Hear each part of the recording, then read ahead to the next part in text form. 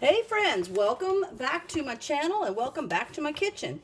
Today I'm going to be canning kidney beans. I'm going to be canning the light red kidney beans. I'm super excited about it because I love to use those in lots of recipes. And I do have a recipe coming up using some of the beans I can, so stay tuned for that. There's also going to be a two-part to this video. One is just the canning. The second part is going to be canning with tomato sauce because I like that. But I'm going to be using one of my favorites, The Complete Guide to Home Canning. Why is this my favorite? Because if you're on here watching me, then you have internet access, which means you have access to this entire book. The entire book. You can print it off, or you can just reference it on your phone or wherever. I love it. So you just go to the National Center for Home Food Preservation. It's there as a publication, or you can just put in Complete Guide to Home Canning. Boom, there it is, ready for you to use. So we're going to do the dried beans. And dried beans are so great. They're such a great protein to have in your storage and your pantry. Just good stuff. And I don't have any right now. I don't have any kidney beans, and I like to use those in things. So I'm going to be following the recipe in section 4, page 5, right there. And it's going to be beans or peas shelled and dried. So what it says is it's an average of 5 pounds is needed per canner load of 7 quarts. I'm not doing quarts, I'm doing pints. And an average of 3 1/4 pounds is needed for a canner load of 9 pints. I got 10 pounds, so I'm pretty much going to do 3 canner loads full, pretty much, except for some of it's going to have tomato sauce in it, or sauce, so it'll be great. But what you want to do, I've actually did recently a video that showed why you want to pre-soak your beans. So I did that. I do it the easy way. I just put the dried beans in a large pot and cover it with water, and you'll want to put about 3 times the water. So about 1 cup of beans to 3 cups of water, and I'll show you in a second how I do that. Super simple. You soak it for 12 to 18 hours in a cool place. So simple. And then you drain it, and you fill it with water and back up, the same amount of water. You cover the beans and you boil them for 30 minutes. Now you can do a quick thing, which I never understand why someone goes into a canning process feeling like they're rushed, because you just can't rush when you're canning. But you can do it, some people like it, where you can quickly rehydrate the beans. You may cover soaked and washed beans with boiling water in a saucepan, boil 2 minutes, remove from the heat, and then you still have to soak them for an hour, then drain it.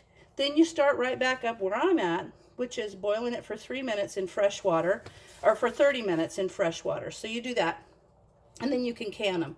So I currently have mine beginning to boil for the 30 minutes, and when it comes back, I'll be ready. But I'm going to be using pint jars, and I like to use narrow mouth jars. I don't know why for beans. I think it just because of the shoulders of the jar tends to hold them down, I think. I don't know. I just like it that way.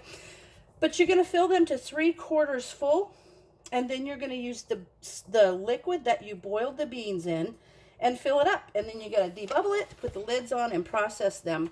So it says right here, fill jars 3/4 full with hot beans, add 3/4, you can put a 3/4 inch cube of pork or ham or bacon. I'm not doing that. You can do it though.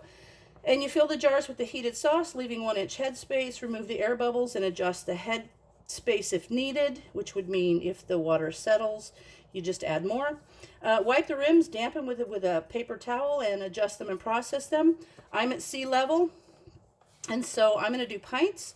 If I was doing them with where I was following the dial gauge, I would put it at 11 pounds of pressure. If you're using a weight, you do it at 10 pounds of pressure for 65 minutes for pints and 75 for quarts. So right there it is. There's all your guidance. And I love the way this book separates the dial gauge from the weight, just to help you. And so that's that. So I'm going to let those boil, and we'll be back. Really quickly, I just told you 65 minutes, but it's 75 because clearly here is the beans or peas shelled and dried. Goes through all the instructions. And the chart here is for 75 minutes. What I did was, because I was looking at the tomato sauce one, I read from the chart here, which is 65, but the beans that we're doing right now, which are just plain beans, canned with no sauce, is 75 minutes for pints and 90 minutes for quarts. Okay, so now that we talked about what you do to prepare your beans for canning, I just want to show you how I do it.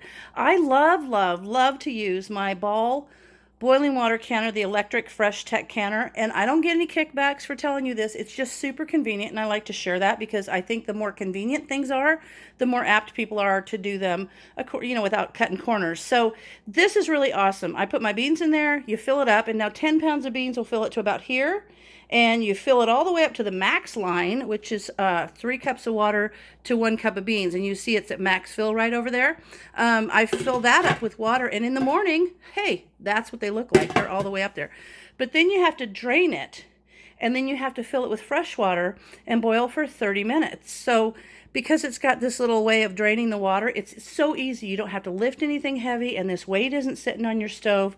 So if you have one of these, don't forget about it when you want to do your beans. Just fill them up, leave them overnight, drain it, fill it with water, and turn it on high.